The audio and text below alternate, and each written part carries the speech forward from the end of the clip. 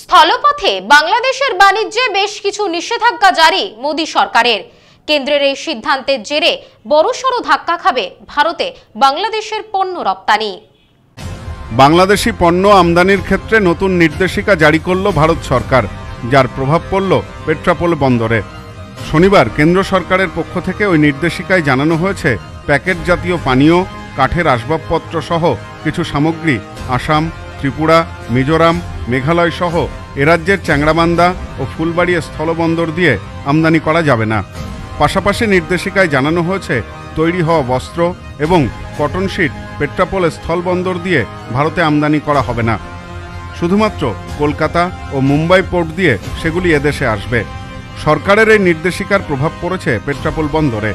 বন্দর সূত্রে জানা গিয়েছে, পেট্রাপোল বন্দর দিয়ে দৈনিক যে পণ্য আমদানি হয় তার মধ্যে 40% বাংলাদেশ থেকে জামাকাপড় ও কটন জাতীয় সামগ্রী আসে। সেই সামগ্রী না আসলে যার সরাসরি প্রভাব পড়বে পেট্রাপোলে শ্রমিক, মজদুর ও ব্যবসায়ীদের মধ্যে। এ বিষয়ে পেট্রাপোল ক্লিয়ারিং এজেন্ট ওয়েলফেয়ার অ্যাসোসিয়েশনের সম্পাদক কার্তিক চক্রবর্তী বলেন, ভারত সরকার এক নির্দেশিকা জারি করে জানিয়েছেন, বাংলাদেশ থেকে পোশাক আমদানি করা যাবে না। শনিবার বিকালের পর থেকে তা বন্ধ হয়ে গিয়েছে। রেডিমেড পোশাক আমদানি করতে গেলে কয়েকটি সি পোর্টের সাহায্যে আনতে হবে। পাশাপাশি দেশের আরও বেশ কয়েকটি বন্দর দিয়ে বেশ কিছু পণ্য বাংলাদেশ থেকে আমদানির ক্ষেত্রে নিষেধাজ্ঞা জারি করেছে সরকার। ইন্ডিয়া গভর্নমেন্ট গতকাল একটা নোটিশ দিয়েছে বাণিজ্য মন্ত্রক থেকে। তাতে বলা হয়েছে যে রেডিমেড গার্মেন্ট যেটা আমরা আমদানি করতাম সেটা গতকাল সন্ধ্যের পরের থেকে বন্ধ হয়েছে। এই রেডিমেড গার্মেন্টস আমরা যা আমদানি করি বাংলাদেশ থেকে, পার্টিকুলার বেনাপোল, পেট্রাপোল, তাতে দেখা যাচ্ছে 1 থেকে 150 গাড়ি এই মুহূর্তে আসছে। এই 150 গাড়ির একটা পার্সেন্টেজ বলা যেতে পারে 20% গাড়ি, অর্থাৎ 20-25 গাড়ির কাছাকাছি এই গার্মেন্টস আসাটা বন্ধ হয়ে গেল। এই মালটা যখন আসবে, ইন্ডিয়া গভর্নমেন্ট বলছে এই মাল আনতে গেলে যেতে হবে সি পোর্টে, কলকাতা পোর্ট আর নবসেবা পোর্ট। অর্থাৎ এই মালগুলো এখন আর বেনাপোল, পেট্রাপোল শুধু না, থ্রু আউট ইন্ডিয়ায় কোথাও কোনোভাবে আসবে না। পার্টিকুলার 2টো পোর্ট আছে, একটা কলকাতা আর নবসেবা পোর্ট। এখন প্রশ্ন হলো, এই রিলেটেডে আমাদের অনেক ছেলে যুক্ত, কাজের সঙ্গে যুক্ত, তারা অনেকে কাজ হারিয়ে ফেলবে। এই লেবাররা লোডিং আনলোডিংয়ের সঙ্গে একটা প্রফিটের মধ্যে থাকতো, তারাও পারবে না। ট্রান্সপোর্ট সাপোর্ট যারা দিত তারাও একটু কাজ কমে যাবে। কিন্তু তার আগে আমরা এটা ভাবছি যে যেহেতু গভর্নমেন্ট অফ ইন্ডিয়া সিদ্ধান্ত নিয়েছে, এটাকে আমাদের ফার্স্ট প্রায়োরিটি মান্যতা দিতে হবে।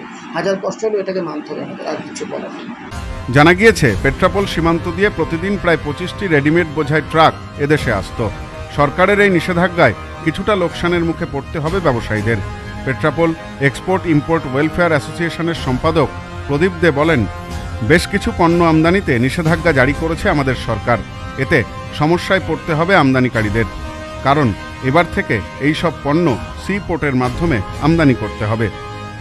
মূলত বেশ কয়েকটা আইটেম যেটা বাংলাদেশ থেকে আসতো, এটার মধ্যে কিছু ওই ড্রিঙ্কস টাইপের যেটা আছে, ড্রিঙ্কস আছে, চিপস আছে, এর মধ্যে গার্মেন্টসের যেটা শার্ট কাপড় আছে, এই জাতীয় কিছু প্রোডাক্ট, এবং রেডিমেড ফার্নিচার যেটা আছে, যেটা বাংলাদেশ থেকে হিউজ আসতো ইন্ডিয়াতে। এবং আমাদের বাংলাদেশ সীমান্তবর্তী যে শহরগুলো আছে ইন্ডিয়া, যেখানে আমাদের ওয়েস্ট বেঙ্গল থেকে শুরু করে আসাম, ত্রিপুরা, এইসব এরিয়াতে, এবং ফার্নিচারটা বিশেষ করে আমাদের অল ইন্ডিয়াতে বেশ কয়েকটা কোম্পানি বাংলাদেশ, তারা অল ইন্ডিয়া বেসিস, তারা সুনামের সঙ্গে অনেকগুলো ব্রাঞ্চ করে এখানে ব্যবসা করতো।